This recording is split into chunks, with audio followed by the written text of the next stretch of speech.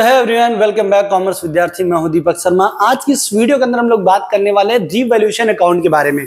अगर बेसिक तौर पे बात की जाए तो रिवॉल्यूशन अकाउंट होता क्या है उसको जानना होगा, क्यों बनाते हैं इसको भी जानना होगा, लेकिन ये बनता कैसे, यहाँ पर सबसे बड़ा ट्विस्ट है। तो डे नंबर 9 के अंदर आपका बहुत बहुत स्वागत है हमारे इस चैनल में, कॉमर्स विद्यार्थी में। आपका चैनल है, खूब सारा प्यार दीजिए, सपोर्ट करिए, तभी तो भाई मैं भी रैंक में नजर आऊंगा कहीं पर। तो सर यहाँ पर बात करते हैं रिवॉल्यूशन अकाउंट के। पहले बात इसके प्रोफार्मा के बारे में बात करते हैं, फॉर्मेट के बारे में बात करते हैं। तो फॉर्मेट बेसिक तौर पर आपको पता है, पर्टिकुलर अमाउंट, हम यहीं से शुरू करते हैं। अब आगे अगर बात करते हैं सर कि रिवॉल्यूशन रिक्वायरमेंट क्यों होती है, तो जब हम नए पार्टनर को एडमिट करते हैं या किसी भी पार्टनर को रिटायर या वो डेथ हो जाता है, तो हम वापस से अपने एसेट्स को, लायबिलिटीज को रीसेट करते हैं एक तरीके से एक बार। तो इसलिए हम क्या करते हैं, रिवॉल्यूशन अकाउंट का यूज करते हैं, रिवॉल्यूशन अकाउंट के ऊपर हम काम करते हैं। बेसिक कंसेप्ट बात करें अगर रिवॉल्यूशन के बारे में, तो हम जानेंगे रिवॉल्यूशन को किस तरीके से सॉर्ट आउट करना है, ठीक, इनके कंसेप्ट के बारे में जानेंगे। ठीक है, तो चलिए मैं आपको बताता हूं कि रिवॉल्यूशन होगा कैसे और ये ऐड कैसे होगा। ठीक है, अब देखिए मेरी बात ध्यान सुनिएगा आप।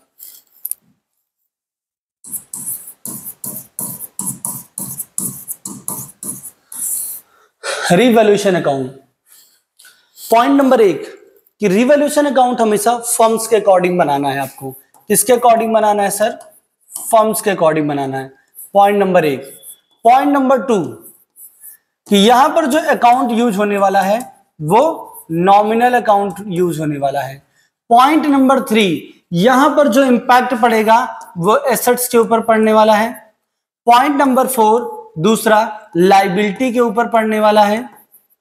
और पॉइंट नंबर 5 कि हम क्या करेंगे सर, एक और चीज आएगा अनरिकॉर्डेड नाम से, एसेट्स या वो लायबिलिटी कोई भी हो सकता है अनरिकॉर्डेड फॉर्म में। तो 5 चीजों का ख्याल रखना है। रिवॉल्यूशन किसके अकॉर्डिंग बनेगा सर? फर्म के अकॉर्डिंग बनेगा। फर्म किस रूल पे काम करती है सर? नॉमिनल अकाउंट पे काम करती है। नॉमिनल अकाउंट पे काम करती है, किन चीजों के बारे में हमको देखना है सर? एसेट्स को देखना है और लायबिलिटी को देखना है, अनरिकॉर्डेड एसेट्स और लायबिलिटी देखना है। मतलब हम कभी भी रिवॉल्यूशन को प्रिपेयर करेंगे तो दिमाग में क्या होना चाहिए? 5 पॉइंट होने चाहिए। रिवॉल्यूशन किसके अकॉर्डिंग बनेगा? फर्म के अकॉर्डिंग बनेगा, पॉइंट नंबर 1।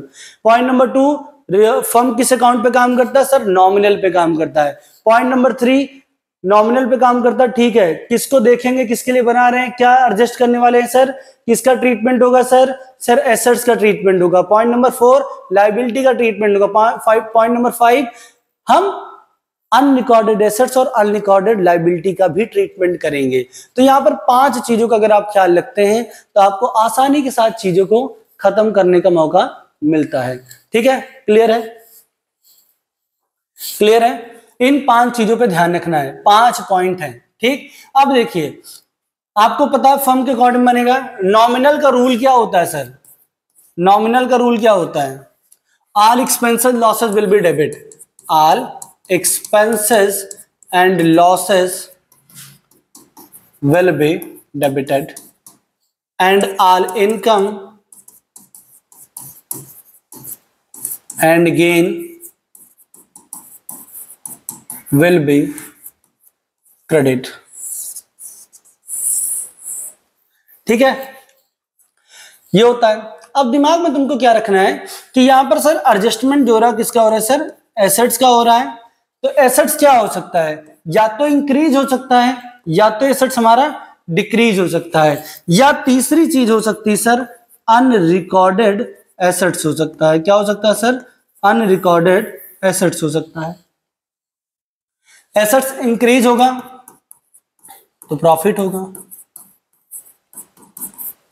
प्रॉफिट होगा तो कहां लिखेंगे सर? क्रेडिट साइड, क्योंकि हमने क्या बोला, इनकम या गेन होगा तो क्रेडिट करना, मतलब प्रॉफिट होगा या, ठीक है, इनकम होगा, क्रेडिट लिखना है। अगर यही एसेट्स फर्म है, आप अगर एसेट डिक्रीज हो जाती तो आपके लिए क्या क्रिएट हो जाता सर? लॉस।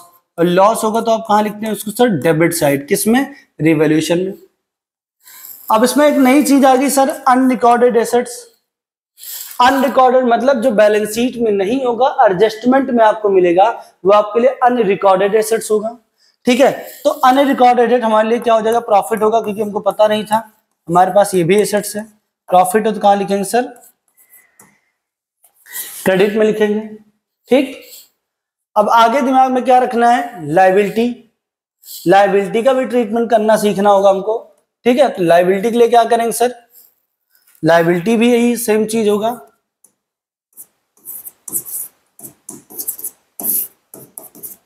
या तो इंक्रीज होगा या तो डिक्रीज होगा या तो अन रिकॉर्डेड होगा। अगर लायबिलिटी इंक्रीज होती है तो तुम एक फर्म हो, और फर्म में अगर लायबिलिटी बढ़ती तो क्या बढ़ रहा है सर, इंक्रीज होगा तो क्या हो रहा है सर, लॉस। डिक्रीज हो रहा है तो क्या हो रहा है सर,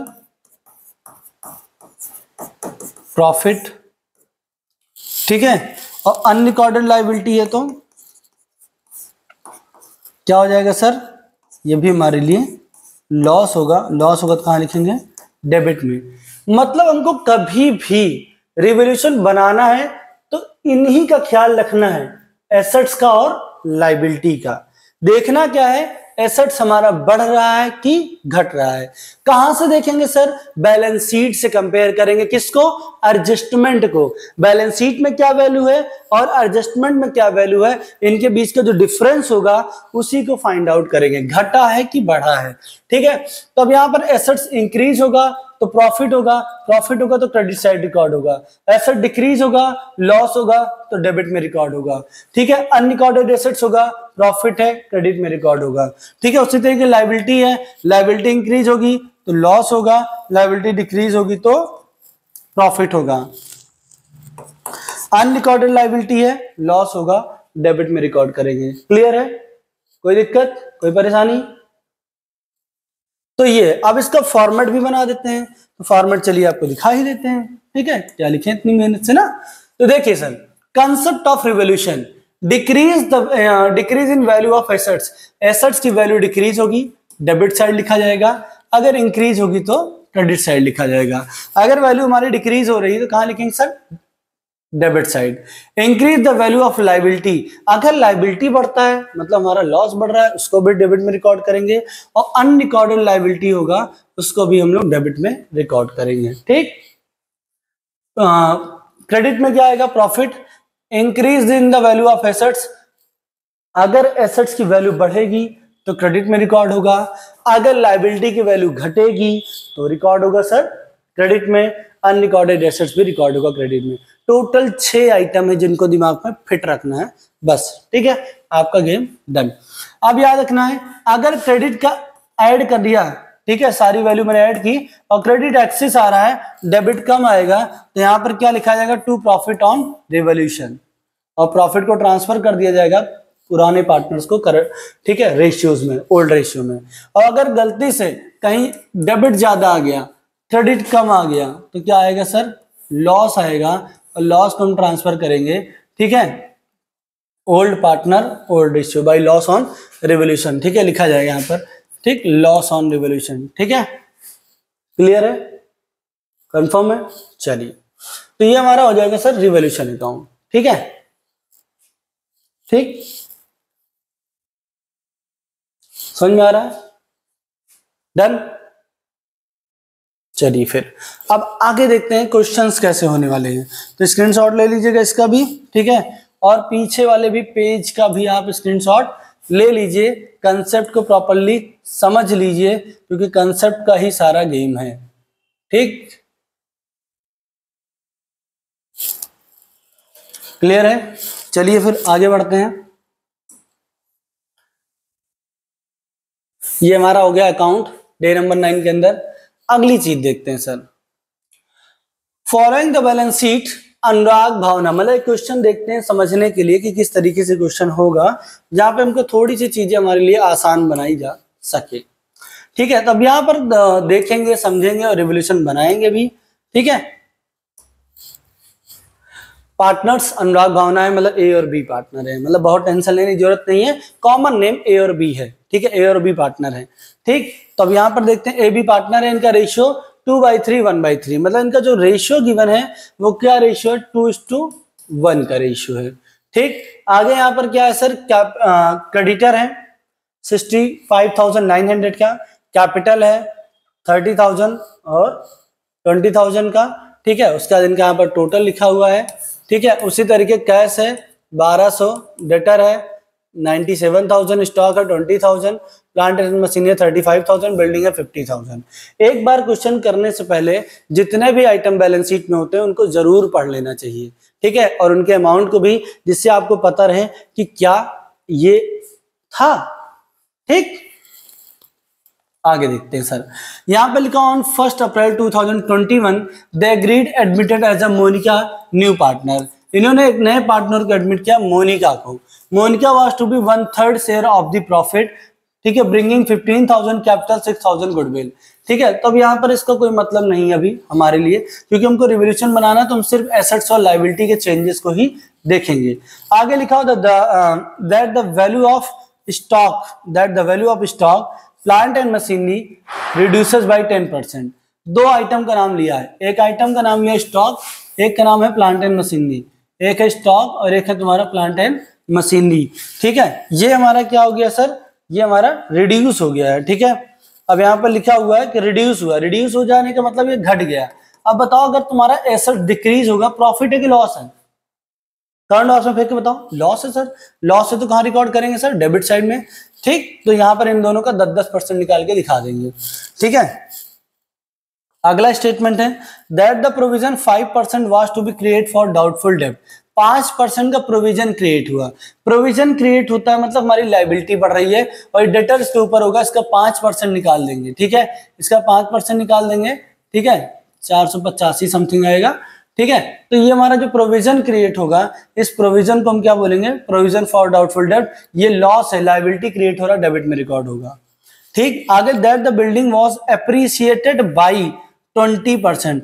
अगर कभी भी एप्रिशिएट होगा, एप्रिशिएट का मतलब होता है बढ़ जाना। अगर बिल्डिंग की वैल्यू बढ़ती है तो बिल्डिंग की वैल्यू बढ़ेगी मतलब हमारे लिए क्या बढ़ेगा सर? हमारा क्या बढ़ेगा सर? बिल्डिंग अगर इंक्रीज होती है तो बिल्डिंग की वैल्यू बढ़ रही है, हमारे लिए क्या इंक्रीज हो रहा है सर? एसेट्स बढ़ रहा है, और एसेट्स बढ़ेगा तो प्रॉफिट है। ठीक है, तो क्रेडिट में रिकॉर्ड करेंगे, बिल्डिंग का वैल्यू निकालेंगे यहाँ पर कितना सर? 20%। ठीक है, इसका 20% सॉल्व कर लेंगे। ठीक, इन्वेस्टमेंट वर्थ 1400, 1400 रुपए का इन्वेस्टमेंट है, not mention in the balance sheet, balance sheet में मेंशन नहीं है, टेकन इनटू द अकाउंट। ठीक है, अब ये अनरिकॉर्डेड है, क्यों? क्योंकि मुझे इन्वेस्टमेंट ना यहाँ दिखा, ना यहाँ, ना यहाँ, ना यहाँ, ना यहाँ, ना यहाँ, ना यहाँ, ना मतलब है ही नहीं। तो है ही नहीं तो सर इन्वेस्टमेंट एसेट्स होता है, एसेट्स है तो अनरिकॉर्डेड एसेट्स होगा। ठीक है, goodwill withdrawn by the old partner, इस स्टेटमेंट को कोई अपने को मतलब नहीं है। तो हम लोग चलिए बनाते हैं इस सवाल का रीवैल्यूएशन करते हैं। ठीक है, इसको रीवैल्यूएट करते हैं, एकदम छोटा सा प्यारा सा क्वेश्चन। चलिए सर बनाते हैं अकाउंट।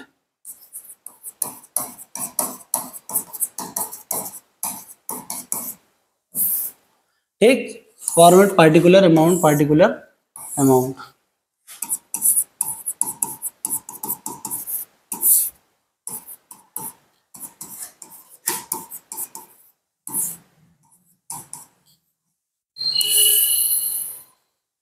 ठीक है, अब यहां पर तुमको क्या करना है सर?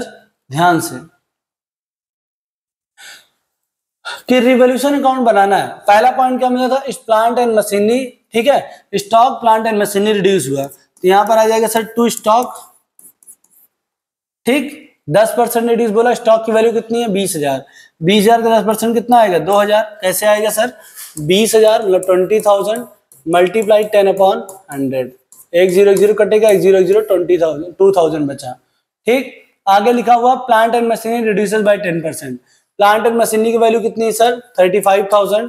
35,000 को 10% निकालेंगे, 10/100, 1,010 कटे 1,010, कितना हो जाएगा सर? ठीक है, प्लांट एंड मशीनरी, ठीक है, 3,500। ठीक है, बिल्डिंग एप्रिशिएट हो रहा है, लेकिन उसके पहले प्रोविजन है, प्रोविजन क्रिएट हो रहा है।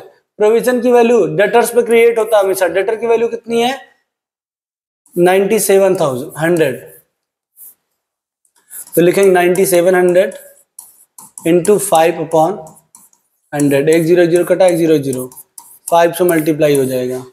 ठीक है, 7 × 5 = 35, 5 9 × 45, 3 × 48, 485। ठीक है, तो यहाँ पर यही डेबिट साइड में आएगी, लायबिलिटी बढ़ा है टू प्रोविजन फॉर डाउटफुल डेब्ट 485।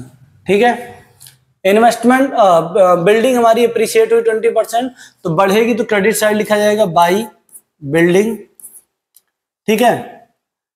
बिल्डिंग अप्रिशिएट हुई है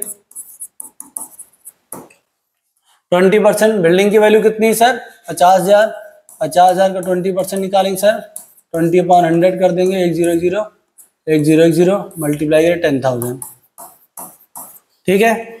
आगे लिखा हुआ है इन्वेस्टमेंट अनरिकॉर्डेड है, क्रेडिट साइड कितना 1400, दोनों का टोटल कर लेंगे सर,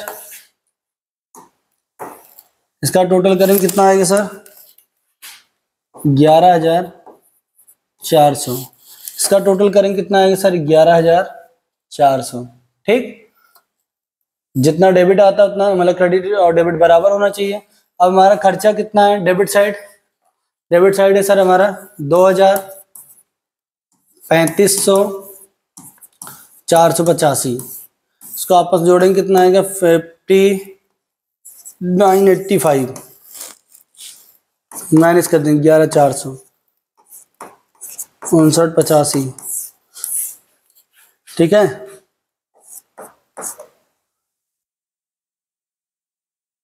तेरह में से 9 जाएगा 4, 5, कितना बचेगा 54, 15 टू प्रॉफिट ऑन रिवैल्यूएशन, ठीक है। कौन कौन है अनुराग और भावना, मोनिका को क्यों नहीं मिलेगा क्योंकि मोनिका ऐसा न्यू पार्टनर है, ठीक है। किस रेशियो में बांटना है 3:2 में बांटेंगे, आएगा 3610 1805, ठीक।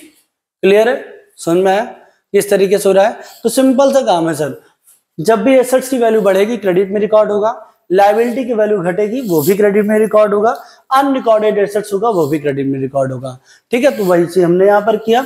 हमको याद रखना सवाल को लगाते समय ये हमारा ओल्ड वैल्यू होती है बैलेंस शीट और ये एडजस्टमेंट हमारी न्यू वैल्यू होती है, ठीक है। दोनों को कंपेयर करते हैं आपस में, जो डिफरेंस आएगा उस डिफरेंस को हम यहाँ पर रिकॉर्ड करते हैं, उस चेंजेस को हम यहाँ पर रिकॉर्ड करते हैं, उसके लिए हम रिवैल्यूएशन अकाउंट को प्रिपेयर करते हैं, ठीक है।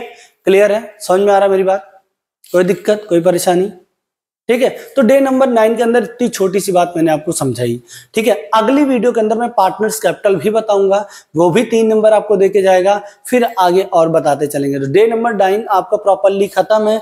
कुछ दिक्कत परेशानी हो तो आप कमेंट में करिए, मतलब कमेंट करके बताइए, हमको कमेंट करो, हम आपको पूरा सपोर्ट देंगे, ठीक है। क्वेश्चन चाहिए उसके लिए भी आप कमेंट कर सकते हैं, ठीक है। नीचे मैं आपको व्हाट्सएप ग्रुप का लिंक दे रहा हूं, आप ज्वाइन करिए कॉमर्स विद्यार्थी को, हर एक चीज हर एक इंफॉर्मेशन आपको वहां तक मिलेगी कि किस तरीके से पेपर्स को लिखना है, ठीक है। तब तक के लिए धन्यवाद, thank you for watching this video, thank you everyone.